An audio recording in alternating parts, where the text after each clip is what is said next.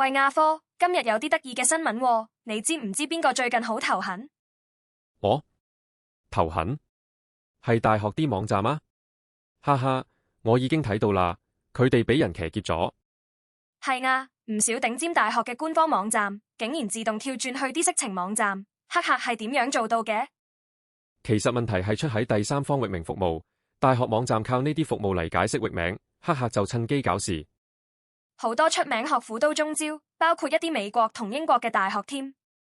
所以話網站安全唔單止係自己嘅事，連合作嘅供應商都要小心揀。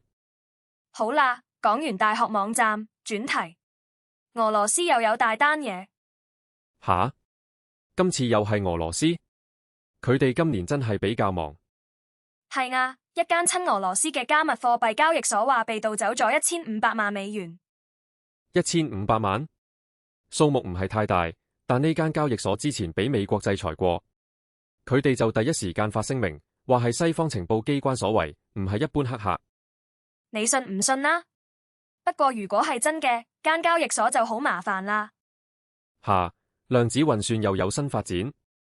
係啊，最近科技巨頭喺量子加密方面動作頻頻 ，Google、微軟、英偉達全部加速部署緊一種叫後量子加密嘅技術。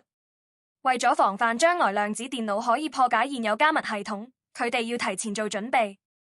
所以今年就叫做 Q 地準備元年，可以咁理解。不過仲有一段路先會出現真正嘅量子威脅。繼續留意。另一線就係伊朗黑客啦。伊朗？今次唔係俄羅斯咩？